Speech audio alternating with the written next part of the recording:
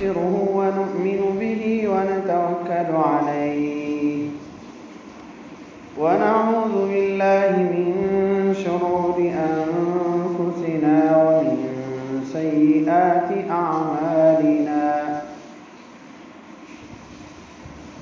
من يهده الله فلا مضل له ومن يضلله فلا هادي له ونشهد أن لا إله إلا الله وحده لا شريك له ونشهد أن سيدنا وحبيبنا وشفيعنا وسندنا ومولانا محمدا عبده ورسوله أما بعد فأعوذ بالله من الشيطان الرجيم بسم الله الرحمن الرحيم والذين جاهدوا فينا لنهدينهم سبلنا وإن الله لمع المحسنين. وعن أبي هريرة رضي الله تعالى عنه عن النبي صلى الله عليه وسلم قال: إذا اشتد الحر فأبردوا بالصلاة فإن شدة الحر من فيح جهنم. واشتكت النار إلى ربها فقالت: يا رب أكل بعضي بعضا، فأذن لها بنفسين، نفس في الشتاء ونفس في الصيف، فهو أشد ما تجدون من الحر وأشد ما تجدون من الزمهرير. رواه البخاري أو كما قال عليه الصلاة والتسلیم. محترم حضرات اور معزز سامعین کرام،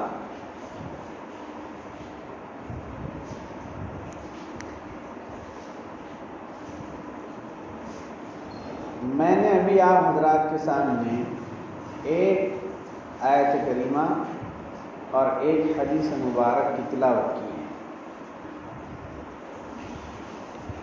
میں نے جو آیت آپ کے سامنے پڑھی ہے اس آیت کا ترجمہ یہ ہے: وَالَّذِينَ جَاهَدُوا فِينَا لَنَهْدِيَنَّهُمْ سُبُلَنَا.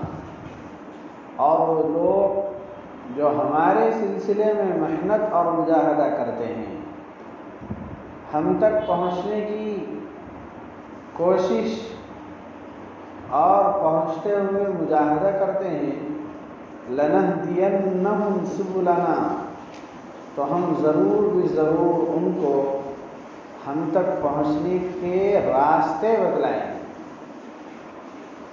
وَإِنَّ اللَّهَ لَمَعَ الْمُحْسِنِينَ، اور یقیناً اللہ پاک ان لوگوں کے ساتھ ہے جو احسان کرتے ہیں، احسان والی صفت احسان پہ زندگی گزارتے ہیں.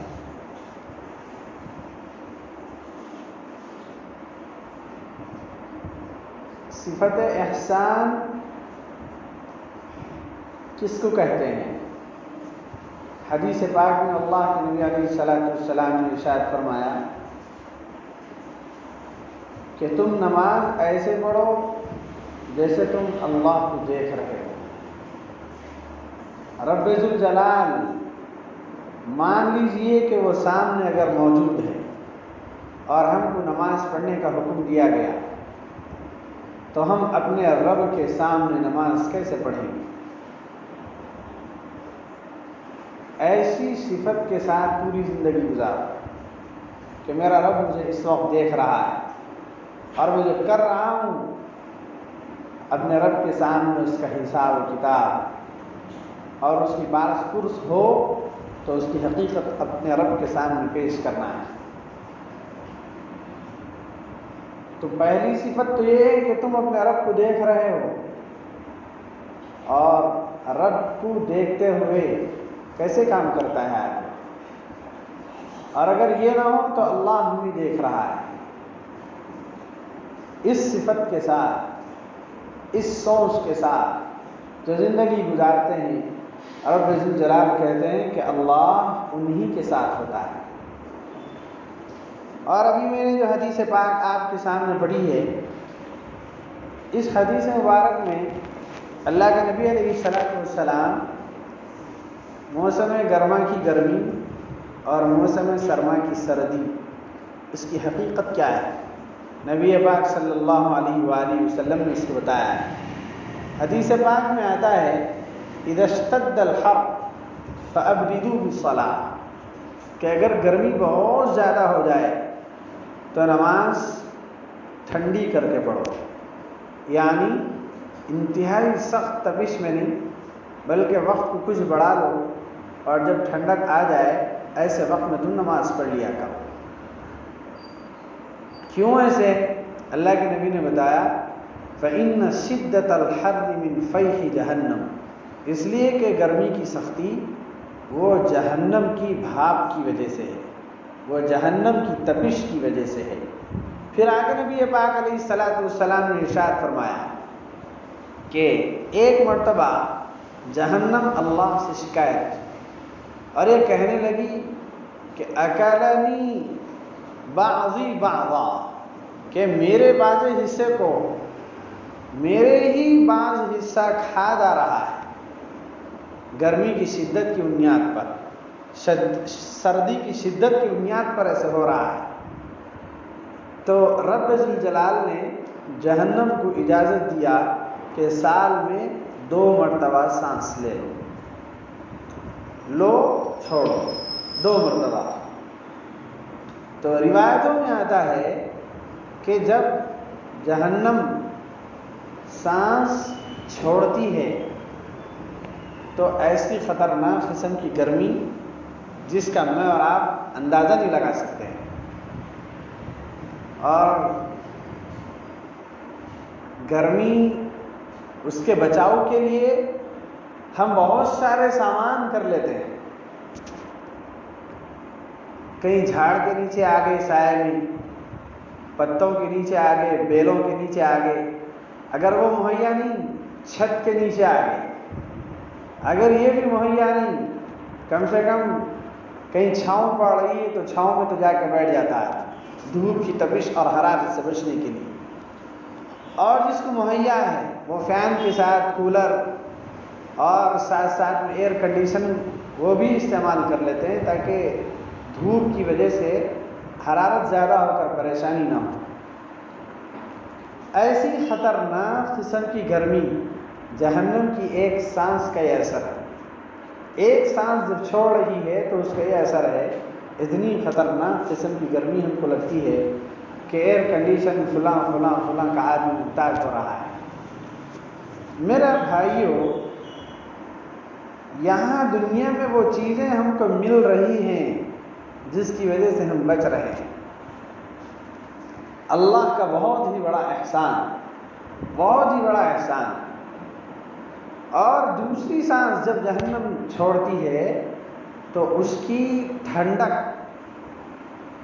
ایسی خطرناک قسم کی ٹھنڈک محسوس ہوتی ہے کہ اب جیسا موسم چل رہا ہے سردیوں کا کہ پرانے جتنی بیماریاں ہیں ساری باہر آنے لگتی ہیں، اور ہر کوئی اس کی وجہ سے پریشان ہو جاتا ہے۔ تو آدمی ہونے کی حیثیت سے اس کے جسم کے اندر نہ اتنی طاقت ہے کہ وہ گرمی برداشت کر سکے، اور نہ ہی اتنی طاقت ہے کہ وہ سردی کو برداشت کر سکے۔ حدیث پاک میں اللہ کے نبی علیہ السلام نے بتلایا کہ اگر موسم سرد ہو گیا، بالکل ٹھنڈا موسم ہے، تو ایسے موسم میں بعض کام وہ ہیں جو اللہ کو بہت پسند آتے ہیں۔ مثلا اسباغ الوضوء علی المکارہ، وضو کرنے کو جی نہیں کر رہا ہے، پانی بہت ہی زیادہ ٹھنڈا ہے، لیکن آدمی اپنے رب کی رضامندی کو تلاش کرتے ہوئے وہ آگے بڑھا اور وہ ٹھنڈے پانی ہی سے وضو کر رہا ہے، اور وہ بھی ایسے ویسے نہیں، سنت طریقے کے مطابق مکمل پانی کو استعمال کرتے ہوئے اور 3 مرتبہ اپنے عضو کو دھوتے ہوئے وہ وضو کر رہا ہے۔ اور اسی طریقے سے وہ بندہ جس کو پانی نہانے کی حاجت اور ضرورت ہوگی، وہ اسی وقت اٹھا، سردی سے ڈرا نہیں، اپنے اللہ کے رضا کے لیے، اپنے جسم کو اپنے نبی کے قول کے مطابق پاک پوتر رکھنے کے لیے وہ گیا اور فوراً مکمل طریقے کا غسل کر لیا۔ اور اسی طریقے سے کوئی بندہ ایسے سخت سردی کے موسم میں بھی تہجد میں کھڑا ہو گیا، تہجد میں اٹھا اور نماز پڑھ لیا، صبح کے وقت اٹھا اور نماز پڑھ لیا، اور ایسے سردی کے زمانے میں بھی وہ مسجد کی طرف چلا آیا اور نماز کی اس نے پابندی کی۔ اللہ تعالیٰ پوچھتے ہیں اپنے اہل کے فرشتوں سے، حالانکہ رب ذوالجلال عالم الغیب ہے، پوچھتے ہیں کہ اے فرشتوں تم بتاؤ یہ بندہ اتنا سب کچھ جو کر رہا ہے، اتنی سخت سردی کے باوجود یہ کیوں کر رہا ہے؟ تو فرشتے کہتے ہیں کہ رجاء ما عندک، اس چیز کی امید میں کر رہا ہے جو چیز آپ کے یہاں موجود ہے، شفقۃ من عندک، کہ اس چیز کی شفقت کی امید کرتے ہوئے جو شفقت آپ کے یہاں موجود ہے۔ یا اللہ وہ آپ کی شفقت اور آپ کی مہربانی چاہتا ہے، اور آپ کی جنت اور آپ کی رضامندی چاہتا ہے۔ حدیثوں میں آتا ہے اللہ کے نبی علیہ الصلوۃ والسلام نے بتایا کہ رب ذوالجلال ان فرشتوں کو گواہ بناتے ہیں اور کہتے ہیں اے فرشتوں تم گواہ ہو، یہ بندہ جس چیز کے حصول کے لیے، جس چیز کو امید کے خاطر اور جس چیز کو لینے کے لیے اتنا سب کچھ کر رہا ہے، میں اس کو وہ تمام چیزیں مہیا کر رہا ہوں۔ رب ذوالجلال اس کو اپنی رضامندی نصیب فرما دیتے ہیں، اس کے لیے جنت کے فیصلے فرما دیتے ہیں، اور اس کے لیے اپنی جانب سے شفقت اور مہربانی کا سلسلہ رب ذوالجلال جاری فرما دیتے ہیں۔ تو میرے بھائیوں، یہ موسم سرما ہو کہ موسم گرما ہو، ہر موسم ہمارے نبی پاک صلی اللہ علیہ وآلہ وسلم نے بتایا ہے کہ یہ کچھ کر کے اپنے رب کی رضامندی لینے کا موسم ہے۔ کچھ تو کرو اور دوڑو لپکو اپنے رب کی طرف، اور وہیں جاؤ اور اس سے چیز حاصل کرو، اس دولت کو حاصل کرو۔ اللہ کے نبی علیہ الصلوۃ والسلام نے ایک اور حدیث مبارکہ کا ارشاد فرمایا۔ وہ حدیث کیا ہے؟ وہ حدیث پاک کا مضمون کچھ اس طرح سے ہے کہ جہنم کی ایک سانس، اس کی گرمی کا یہ حال ہے کہ ناقابل برداشت۔ جو پنکھا استعمال ہو رہا ہے بس نہیں ہو رہا، جو کولر استعمال ہو سک رہا بس نہیں ہو رہا، درخت بس نہیں ہو رہے ہیں، ایئر کنڈیشن لگانے پہ آدمی مجبور ہو رہا ہے، اور ہر دن پانی نہانے پہ مجبور ہو رہا ہے، ورنہ بے چینی بے قراری کی تاب نہیں لا سک رہا انسان۔ میرے بھائیوں، یہ تو دنیا ہے جو ہمارے لیے دارالاسباب اور دارالامتحان ہے، جس میں رب ذوالجلال کی جانب سے ہم کو وہ ساری نعمتیں ملی، جس کی بنیاد پر ہم کسی طریقے سے سردی سے یا پھر گرمی سے بچاؤ کے اسباب اور سامان کر لیتے ہیں۔ نبی پاک صلی اللہ علیہ وآلہ وسلم نے بتلایا ہے میدان محشر کوئی سایہ نہیں ہوگا، کوئی درخت نہیں ہوگا، آدمی کے یہاں کوئی ایک سامان نہیں رہے گا، حتیٰ کہ جسم پہ کپڑے بھی اس کے نہیں رہیں گے، بس وہ ہے رب ذوالجلال، وہ ہے اس کے اپنے اعمال۔ اور سورج اب تو ہزاروں کلومیٹر ہم سے دور ہے، اس کے باوجود گرمی کا یہ حال ہے، لیکن وہ میدان محشر بالکل قریب میں سورج ہے، اور جتنی گرمی پھینک سکتا ہے وہ ساری کی ساری گرمی پھینکے گا۔ اور اس وقت اس گرمی سے بچاؤ کے لیے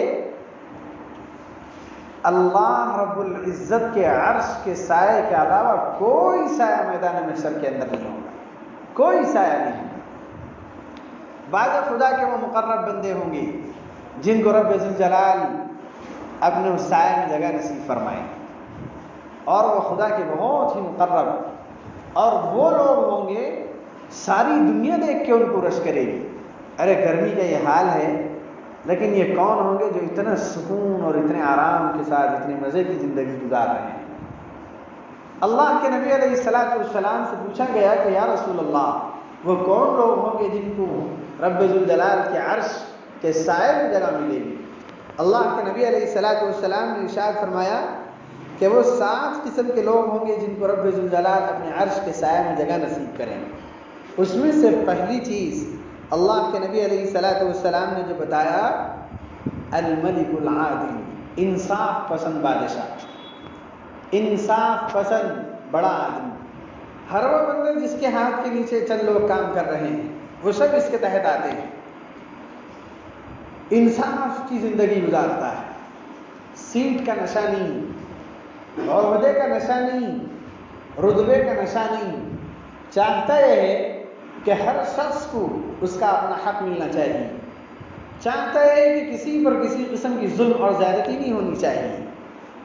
ایسا شخص اللہ رب العزت کے احکام کے مطابق ہی زندگی گزارے گا، ظاہر سی بات ہے۔ ایک ایک عمل کو بلکہ اپنے ایک ایک قدم کو پھونک پھونک کر رکھے گا کہ میں کہیں ایسا نہ ہو کہ اس میں مجھ سے ناانصافی ہو جائے۔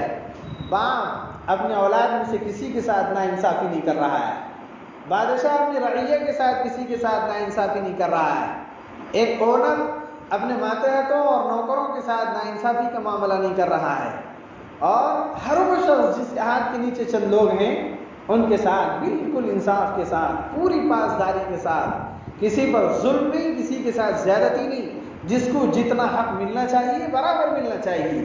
ایسی حالت میں جو زندگی گزارتا ہے اپنے رب کو راضی کرنے کے لیے، اللہ رب العزت میدان محشر میں اس دن جہاں کوئی سایہ نہیں ہوگا، اپنے عرش کے نیچے اس کو سایہ نصیب فرماتے ہیں۔ ایک تو یہ ہے، اور دوسرا نبی پاک علیہ الصلوۃ والسلام نے ارشاد فرمایا، شاب نشأ فی عبادت اللہ، وہ نوجوان جس کی نوجوانی اور جوانی اللہ کی عبادت میں آگے بڑھ رہی، شاب نشأ فی عبادت اللہ، یہ بہت ہی بڑی بات ہے میرے بھائیوں، یہ خوب سمجھ لینے کی بات ہے، اچھے طریقے سے سمجھ لینے کی بات ہے۔ جب تک ہاتھ پاؤں میں طاقت ہے، ظلم و زیادتی کر سکتے ہیں، فسق و فجور میں مبتلا ہو سکتے ہیں، گناہ کرنے کی طاقت ہے، اس کے باوجود ہم گناہوں کو چھوڑ کر اپنے رب کی طرف آتے ہیں تو یہ اللہ کو بہت پسند آتا ہے۔ ہاتھ پاؤں میں طاقت نہیں، دماغ میں سوچنے کی طاقت نہیں، جسم کے جوڑ ڈھیلے پڑ گئے، اب ہم آئے اللہ کے دربار میں، وہ تو آنا ہی ہے۔ عبادت اور نیکی بڑھاپے کے مقابلے میں جوانی کی زیادہ اللہ کو محبوب اور پسند آتی ہے۔ ظاہر سی بات ہے، جوان بھی بالکل مجبور ہو گیا، لاچار ہو گیا، اب تو آنا ہی، اس کے بغیر کوئی چارہ کار نہیں۔ لیکن جو جوان ہیں، ساری خواہشات کو کچل کے اپنے نفس پہ پاؤں رکھ کر رب ذوالجلال کے داعی کی دعوت پر جب وہ لبیک کہہ کے آتا ہے، اللہ کو یہ چیز بہت ہی زیادہ پسند آتی ہے، بہت زیادہ پسند آتی ہے۔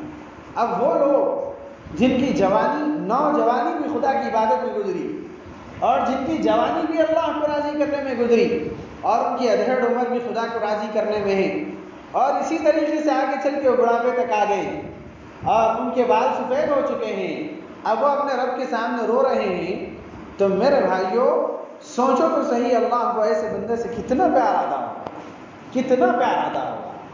شاب نشأ فی عبادت اللہ۔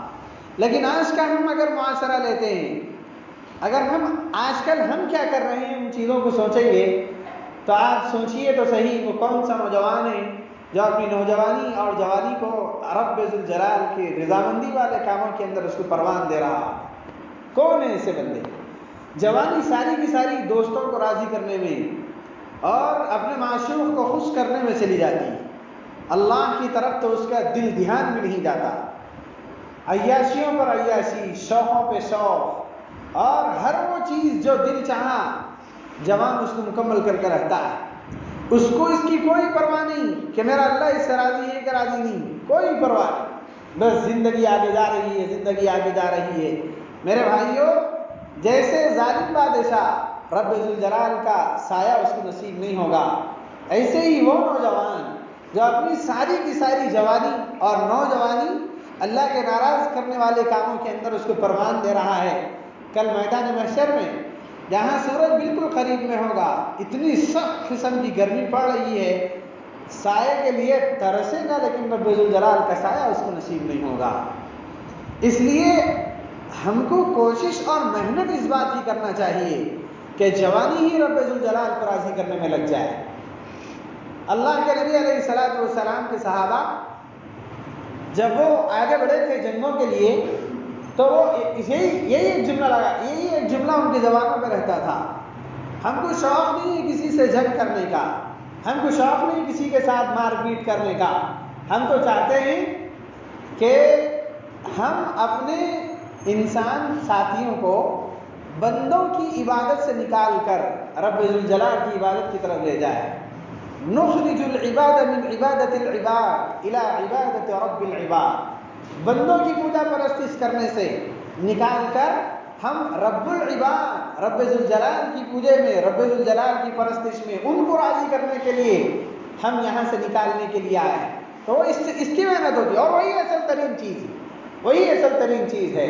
نوجوانوں سے اور جوانوں سے بلکہ ہم سب سے نبی پاک صلی اللہ علیہ وآلہ وسلم یہی ایک مطالبہ کر رہے ہیں، تم اپنے دوستوں کو اور اپنے ساتھ جینے والوں کو، اپنے معشوق کو، اپنی بیویوں کو راضی کرنے کے لیے جتنے تم محنتیں کر رہے ہیں اس میں سے کچھ تو محنت اپنے رب کو بھی راضی کرنے کے لیے لگا دو۔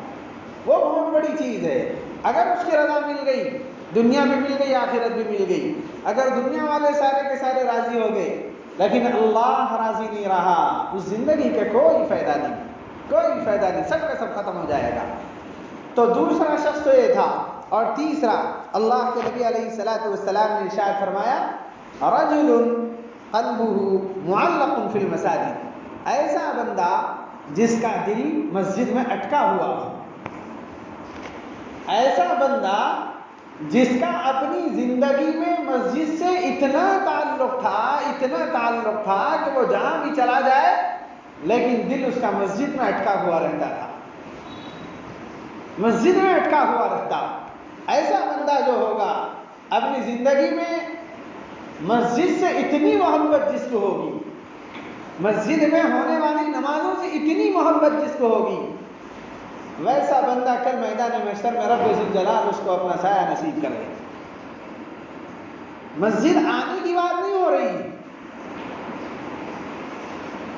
ہم مسجد آتے ہیں خوش ہو جاتے ہیں کہ آ گئے اور ذمہ داری ادا ہو، مسجد آتے ہیں اور مسجد میں دل اٹکا ہوا رہتا ہے۔ دل اٹکا ہوا رہنا معمولی بات نہیں۔ اس کی مثال، بیوی بچے گھر میں ہیں، کاروبار میں ہیں، ختم ہو گیا، کہیں اور جانا ہے، اب دل گھر میں اٹکا ہوا ہے، کہنے ارے وہاں جانا ہے، ضرورت ہے وہاں، یا کہ ہم باہر نکلے گھر ہی میں، کاروبار کا وقت ہو گیا، اب دل کاروبار میں اٹکا ہوا ہے، اگر ہم نہیں جائیں گے تو بہت بڑا مسئلہ پیش آئے گا۔ یہاں آئے تو گھر میں دل اٹکا ہوا ہے، اور وہاں گئے تو یہاں کے لیے دل اٹکا ہوا ہے۔ میرے بھائیوں، جتنی سوچ، جتنی فکر ان چیزوں کی ہے، نبی پاک صلی اللہ علیہ وآلہ وسلم بتا رہے ہیں ایسا ہی تعلق مساجد کے ساتھ بھی ایک مومن کا ہونا چاہیے۔ مسجد میں نماز کا وقت ہو رہا ہے، دل مسجد میں اٹکا ہوا ہے، ارے وقت ہو گیا لیکن میں نہیں جا پا رہا، افسوس۔ ایسا کب ہوگا؟ جب آدمی ظاہر سی بات ہے نماز کی پابندی اس کے اندر آ جائے، اللہ کی عظمت اور محبت اس کے اندر آ جائے، وہ چیز اصل ہے۔ اللہ کے نبی علیہ الصلوۃ والسلام مثال دیتے ہوئے ارشاد فرمائے، مومن کی مثال اور منافق کی مثال مسجد میں کیسے ہوتی ہے؟ ایک مومن مسجد میں ایسے رہتا ہے جیسے مچھلی کو پانی میں ڈال دیا گیا، بالکل سکون اور اطمینان میں، جیسا کہ وہ اپنے میں آ گئی، اپنے گھر میں آ گئی تو آدمی کو جتنا سکون ملتا ہے ویسے مچھلی جب پانی میں ڈالی جاتی ہے تو اس کو اتنا سکون ملتا ہے کہ اپنے علاقے میں آ گئی، اپنے جیون میں وہ آ گئی۔ ایک مومن جب مسجد میں آئے اتنا سکون اس کو ملنا چاہیے جیسے مچھلی کو پانی میں نصیب ہوتا ہے۔ وہ بندہ مومن، وہ اس کے ایمان، اس کے سینے میں ایمان ہونے کی علامت ہے۔ اور منافق کیسا ہوتا ہے؟ مسجد میں آیا، اللہ کے نبی علیہ الصلوۃ والسلام نے اس کی مثال دی کہ مچھلی کو پانی سے نکال دیا جائے اور ایسی جگہ رکھا جائے جہاں پانی نہیں، تو مچھلی کیسے تڑپتی ہے بے چین بے قرار، ایسے جس بندے کے سینے میں ایمان نہیں بلکہ اس کی جگہ نفاق اس کے سینے کے اندر بھرا ہوا ہے، مسجد میں اس کی کیفیت ایسی ہوتی ہے، بے چین بے قرار ایک دم کہ کب نماز ختم ہوگی، کب یہاں سے بھاگیں گے، سنتوں کا ذوق شوق نہیں، نماز طویل ہوگی امام پہ برہم ہو گئے، اور سنتیں تو بالکل نہیں، سلام پھیرے اور اٹھ کے سیدھے سے چلے گئے، نفل نہیں، کچھ نہیں، ایسا نہیں، یہاں سے جاتے ہوئے ڈرتے ہوئے وہ جا رہا ہے کہ یا اللہ میں اپنے گھر کو چھوڑ کے جا رہا ہوں، یا اللہ میں اپنے گھر کو چھوڑ کے جا رہا ہوں۔ تو یہاں اتنا سکون اس کو میسر ہوا کہ کافی دیر تک وہ یہاں رہا، پھر اس کے بعد کچھ دیر کے لیے اس ارادے سے کہ یا اللہ دوبارہ جیسے ہی موقع ہو جائے میرے سارے کے سارے موانع کو آپ ختم کر دیجئے اور مجھے جلد مسجد آ جانے کی دوبارہ توفیق دیجئے، کہہ کے وہ جا رہا ہے۔ یہ ہے وہ شخص رجل قلبہ معلق فی المساجد کہ اس کا دل مسجدوں کے اندر اٹکا ہوا ہے۔ میرے بھائیوں، میں آپ سے پوچھتا ہوں، آپ اپنی سے ہر ایک اپنی اپنی زندگی کا جائزہ لیں، کہاں ہیں ایسے لوگ، کہاں ایسے آج دنیا میں باقی رہے کہ جن کا دل مسجدوں میں اٹکا ہوا؟ نہیں، ہمارا حال تو یہ ہو چکا ہے کہ بالکل آخر وقت میں بس آئے، فریضہ ادا کی اور بھاگ گئے۔ وہ کیوں؟ مجبوری، ورنہ اللہ جہنم میں ڈالیں گے۔ نہیں میرے بھائیوں، ایسی بات نہیں، یہ وہ جگہ نہیں کہ یہاں مجبوری کی وجہ سے آنا ہے۔ وہ مجبوری میں جو آتے ہیں اس کو تو اللہ پسند بھی نہیں کرتا ہے، شوق چاہیے، محبت چاہیے۔ میں اس کی ایک مثال آپ کو بتا رہا ہوں۔ کوئی آپ کی دکان میں کام کرنے والا بندہ ایسا ہے جو بالکل مجبوری میں روتے ہوئے نہ چاہتے ہوئے آتا ہے، تو آپ اس کو اپنی دکان پہ رکھنا پسند کریں گے؟ آپ بالکل بھی نہیں پسند کریں گے۔ ایک اور بندہ وہ ہے جو آپ دکان کھول رہے ہیں 9 بجے، وہ 8:45 ہی کو وہاں آ کے کھڑا ہو گیا، 8:45 ہی کو ہے، ایک ذوق میں، ایک شوق میں کہ وہ آئیں گے اور میرے ساتھ رہیں گے، میں ان کے ساتھ رہوں گا، وہ مجھے کچھ اچھی باتیں بتائیں گے، وہ میرے لیے روزگار فراہم کریں گے، اور دل و جان سے آپ کا وہ کام کر رہا ہے۔ آپ اس کو کتنا چاہیں گے؟ اگر اس کو دینا ہو مثال کے طور پر 10,000، آپ اس کے اخلاق کی بنیاد پر خوش ہو کے اور زیادہ اس کو مہیا کرتے ہیں اور نوازتے ہیں۔ میرے بھائیوں، وہ جو دکان جہاں وہ 1000 جن کی اوقات بھی کچھ نہیں ہے اس دنیا کے اندر، ہم اس کو اتنا نواز دے رہے ہیں، یہ تو رب ذوالجلال کی بارگاہ۔ میرے بھائیوں، مسجد یہ کوئی 4 دیواری کا نام نہیں، یہ 4 دیواریں کھڑی ہوئی ہیں اور 4 نل لگے ہوئے ہیں اس کو مسجد کہیں، نہیں، یہ رب ذوالجلال کی ایک بارگاہ، اپنے رب تک پیغام پہنچانے کا ایک مقام، اس کے بھی آداب، اس کے بھی حدود۔ ہم ایک دکان کے اندر ایک نوکر کے ساتھ ان چیزوں کا مطالبہ کرتے ہیں۔ آپ بتائیے تو صحیح، کیا ان مقدس مقامات کا اللہ کے نزدیک کوئی مطالبہ نہیں ہوگا؟ تو وہ بندہ جو بالکل آیا اور 2-3 منٹ کے اندر اپنا فریضہ ادا کیا اور سیدھے سیدھے بھاگ گیا، اور اس کو کوئی اس سلسلے کی دلچسپی نہیں، شوق نہیں، اللہ بھی اس کے ساتھ اسی قسم کا معاملہ کرتے ہیں۔ اسی قسم کا معاملہ دنیا میں بھی ہوتا ہے، اور چلا گیا قبر میں بھی وہی معاملہ، میدان محشر میں چلا گیا، سایہ کے لیے تڑپ رہا ہے لیکن سایہ نہیں مل رہا ہے۔ کیوں؟ مسجدوں میں دل اٹکا ہوا نہیں تھا دنیا میں رہتے ہوئے۔ آج تم کو اس بارگاہ ہے رب ذوالجلال کے عرش کے سائے میں بھی جگہ نہیں ملے گی۔ اللہ کے نبی علیہ الصلوۃ والسلام نے چوتھی چیز ارشاد فرمائی، رجلان تحابا فی اللہ واجتمعا علیہ، وہ 2 بندے جو اللہ کے لیے محبت کرتے ہیں، اللہ کے لیے ملتے ہیں اور اللہ کے لیے جدا ہوتے ہیں، الحب فی اللہ کے تحت جمع ہوتے ہیں، اور اسی البغض فی اللہ کے تحت آپس میں ایک دوسرے سے علیحدہ ہوتے ہیں۔ میرے بھائیوں، ایک ہے محبت کسی کے ساتھ ہو جانا، اور ایک ہے اللہ کے لیے محبت کرنا۔ دیکھیے، میں ہوں، میرا ایک مزاج ہے، میرے مزاج پہ سامنے والا جو اترتا ہے میں اس سے محبت کر رہا ہوں، میں اس سے اچھے سے مل رہا ہوں۔ ایک اور یہ ہے، میرے اپنے مزاج سے مجھے لینا دینا نہیں، میرا مزاج جو ہوگا سو ہوگا۔ میرے نبی ایک شریعت کا ایک مزاج دے کر گئے، دین کا ایک مزاج دے کر گئے۔ فلانا بندہ میرے اپنے سائیکالوجی کے اعتبار سے بالکل الگ ہے، لیکن وہ دین کا پابند ہے، شریعت کا پابند ہے، اللہ کے نبی علیہ الصلوۃ والسلام کی سنتوں کو فالو کر رہا ہے، اب میرا فریضہ ہے کہ میں اس سے محبت کروں۔ ارے نہیں، اس کا مزاج میرے مزاج کو نہیں جمتا۔ آپ کون؟ آپ کا مزاج کیا؟ آپ کی حیثیت کیا ہے؟ ایک منی کا خطرہ ہے، گندگی اٹھانے والا جسم ہے، جسم کے ذرے ذرے میں خون اور پیپ اور ایسی غلیظ بدبودار چیزیں بھری ہوئی ہیں جس کی حد نہیں۔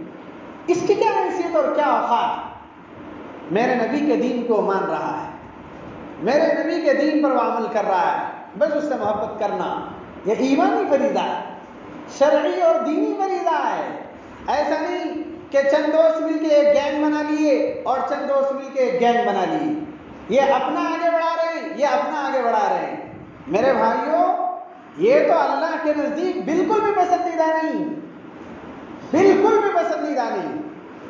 یہ گینگ اس کو ستا رہی ہے اور وہ اس کو ستا رہے ہیں، خاندان میں بازے ادھر آ گئے اور بازے ادھر آ گئے، یہ ان کو ستا رہے، وہ ان کو ستا رہے۔ اللہ کے نبی علیہ الصلوۃ والسلام نے تو ارشاد فرمایا، مومن وہ ہے جس سے کبھی سامنے والے کو تکلیف نہ پہنچے۔ مومن تو ہو، کون سا ایمان ہمارے سینے کے اندر ہے؟ صبح اٹھے تو تکلیف، رات میں سوئے تو تکلیف دیتے ہوئے سو رہے ہیں، اور یہاں خاندانوں کے اندر پھوٹ پڑی ہوئی، ایک ہی ماں ایک ہی باپ کی چند اولاد، آدھے ادھر ہو گئے آدھے ادھر ہو گئے، یہ ان کو ستا رہے وہ ان کو ستا رہے۔ میرے بھائیوں، آپ سوچیے تو صحیح، ایک ماں کے پیٹ سے پیدا ہونے والی اولاد کے اندر وہ حال ہے، تو آخر یہ قوم کب آگے بڑھے گی؟ کیسے آگے بڑھے گی؟ آگے بڑھنا چھوڑ دیجیے آپ، ہلاکت سے کون بچائے گا؟ برباد ہونے سے کون بچا سکتا ہے؟ کیا ہوگا اگر اس حالت کی زندگی گزاریں گے؟ اللہ تعالیٰ تو، اللہ کے نبی تو ارشاد فرما رہے ہیں، خدا کے خاطر محبت کرتے ہوئے دونوں مل رہے ہیں۔ بھائی مجھے آپ سے محبت ہے، کیوں؟ آپ دین کے تابع ہیں، سچ بولتے ہیں، آپ نبی کی بات بتاتے ہیں اور نبی کی باتوں پہ عمل کرتے ہیں، آپ اللہ کی مانتے ہیں، دین کی طرف بلاتے ہیں، آپ اچھے ہیں، اس بنیاد پر مجھے آپ سے محبت ہے، اچھی محبت ہے۔ اس محبت کے اظہار سے اللہ خوش ہوتا ہے۔ ہماری محبت کیا ہے؟ کہاں چل رہی ہے؟ کوئی گوری چمڑی دی گئی، محبت کی ساری دولت لے جا کے اس پہ ڈال دی، کچھ پیسہ دکھ گیا، ساری محبت لے جا کے اس کے اوپر ڈال دی۔ میرے بھائیوں، وہ ایک دولت ہے جو اللہ نے ہمارے دل کو دیا ہے، وہ اس لیے نہیں کہ ضائع کرتے پھرو، وہ اس لیے کہ اس محبت کو صحیح جگہ میں کام میں لاؤ۔ للہ اپنے مسلمان بھائیوں سے محبت کرو اور میدان محشر میں آؤ، اس حالت میں رب ذوالجلال اپنے عرش کے سایہ میں ان کو جگہ نصیب فرمائے۔ یہ اصل چیز۔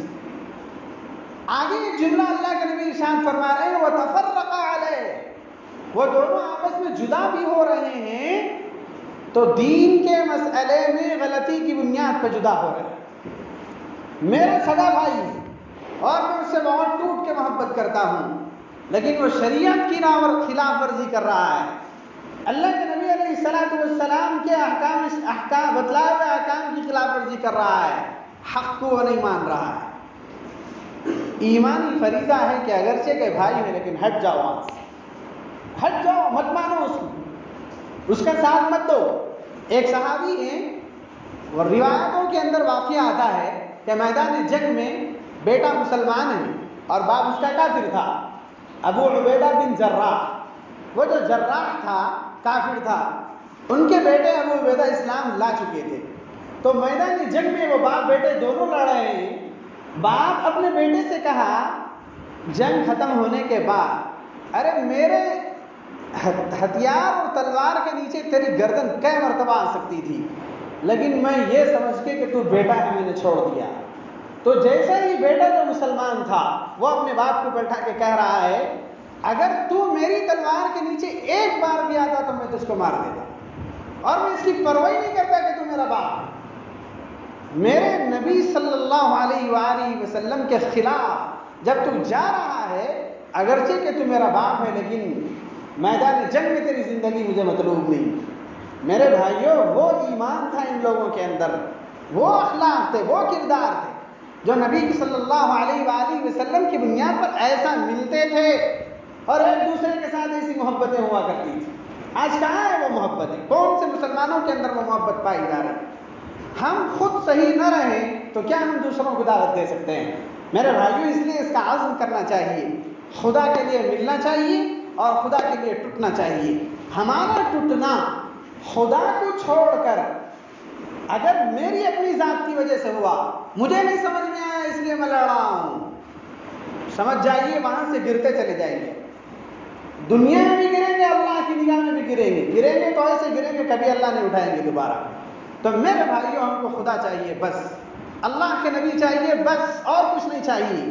جس کو اللہ مل گیا، کون من کان للہ کان اللہ لہ، وہ کون ہوگا جس کو اللہ ملے گا؟ جو اللہ کا ہو جائے گا اللہ اس کا ہو جائے گا۔ ایک اور چیز اللہ کے نبی علیہ السلام نے ارشاد فرمایا، رجل طلبته امرأة ذات منصب وجمال فقال انی اخاف اللہ۔ وہ نوجوان جس کو ایک خوبصورت عہدے مرتبے والی، مال پیسے والی ایک حسین عورت طلب کرے اور کہے کہ تم آ جاؤ اور میرے ساتھ اپنی خواہشات کو پوری کرو، لیکن وہ صاف کہہ دیا انی اخاف اللہ، مجھے تمہارا حسن نہیں چاہیے، تمہارا پیسہ نہیں چاہیے، میں حرام جگہ میں اپنی خواہش پوری نہیں کرنا چاہتا، مجھے بس میرے اللہ کا ڈر ہے۔ سارے مواقع تھے غلط محبت کرنے کے، سارے مواقع تھے غلط طریقے سے اندر عشق میں مبتلا ہونے کے، لیکن ان تمام کے تمام کو چھوڑا۔ کیوں چھوڑا؟ انی اخاف اللہ، مجھے اپنے رب کا ڈر ہے۔ ایسا زندگی میں اگر ایک مرتبہ بھی چھوڑتا ہے، اللہ اس کو اپنا بنا لیتے ہیں، اپنی مدد اس کے ساتھ شامل حال کر دیتے ہیں۔ کل میدان محشر میں جہاں سب پریشان ہیں، رب ذوالجلال اپنے عرش کے سائے میں انبیاء، شہداء، صدیقین، فقہاء اور علماء، ان کے ساتھ ان کو جوڑا ہوا ہے۔ یہ کون ہے؟ ایمان کے اوصاف رکھ کے دنیا کے اندر جیتے تھے، مومن کے اخلاق رکھ کے دنیا کے اندر جیتے تھے، اپنے رب کا خوف اور خشیت اپنے سینے کے اندر رکھ کے جیتے تھے۔ ایک اور اللہ کے نبی علیہ السلام نے ارشاد فرمایا، رجل ذکر اللہ خالیا ففاضت عیناہ، کہ بالکل تنہا بیٹھا ہوا ہے اور تنہائی میں اس نے اپنے رب کو یاد کیا، میدان محشر کو اس نے یاد کیا کہ یا اللہ، میں جب میدان محشر میں آپ کے سامنے کھڑا ہوں گا، اتنی کروڑ قومیں ہوں گی اور میری زندگی کا ہر عمل، ہر دن کا ذرہ آپ کے سامنے موجود ہوگا، آپ مجھ سے سوال کریں گے، حساب میرا پوچھیں گے، یا اللہ اس وقت میرا کیا حال ہوگا؟ بندہ ان چیزوں کو سوچ رہا ہے اور رو رہا ہے۔ ففاضت عیناہ، اس کی آنکھوں سے آنسو جاری ہے، خدا کی محبت کو یاد کر رہا ہے، اس کی آنکھوں سے آنسو جاری ہے، کبھی خدا کا ڈر اپنے سینے کے اندر لیا سوچ رہا ہے، اس کی آنکھوں سے آنسو جاری ہے۔ اللہ رب العزت اس کے ایک ایک آنسو کی اتنی قدر کرتے ہیں، روایتوں میں یہاں تک آتا ہے بازے کہ اگر کوئی بندہ خدا کی یاد میں اللہ کے سامنے اللہ کا تصور کر کے رویا، آنسو قریب تھا کہ نکل پڑے، بس تھوڑے سے آئے اور اندر چلے گئے، اگر وہ آنسو ذرے کے برابر بھی کیوں نہ صحیح، رب ذوالجلال اگر اس کو جمع کر لے اور اس کو جہنم کے اندر ڈال دے تو ساری جہنم بجھ جائے گی ان آنسوؤں کی وجہ سے۔ خدا کی یاد میں، خدا کے خوف میں، خدا کی محبت میں، میدان آخرت کے ڈر میں نکلنے والے آنسوؤں کی وہ طاقت اور قدرت ہے۔ میرے بھائیوں، ایسے مواقع ہم کو بارہا نصیب ہوتے ہیں۔ تنہائی، وہ تنہائی جس میں ہم اپنے رب کی محبتوں کو لوٹ سکتے ہیں، لیکن ہم ان تمام تنہائیوں کو رب کو ناراض کرنے والے کاموں کے اندر گوا رہے ہیں۔ اس لیے ان تمام چیزوں کی کوشش کرنا چاہیے کہ کسی طریقے سے میں بھی اس لائق بن جاؤں جن کے بارے میں نبی نے بتایا، سبعۃ یظلھم اللہ یوم القیامہ تحت ظل عرشہ یوم لا ظل الا ظلہ۔ اے اللہ، مجھے بھی ان سات معزز قسم کے لوگوں میں سے بنا دیجئے جن کو آپ میدان محشر میں سایہ نصیب کریں گے جب آپ کی عرش کے سائے کے علاوہ کوئی سایہ نہیں ہوگا۔ اللہ مجھے اور آپ کو توفیق عمل نصیب فرمائے، انصاف والی زندگی گزارنے کی، حق کے ساتھ کھڑے رہنے کی، خدا کے لیے ملنے جلنے کی اور خدا کے لیے محبت کرنے کی اور تنہائی میں اپنے رب کو یاد کرنے کی، خوف و خشیت کے ساتھ ڈرتے ہوئے زندگی گزارنے کی اللہ مجھے اور آپ کو توفیق نصیب فرمائے۔ آمین۔ وآخر دعوانا الحمد للہ رب العالمین۔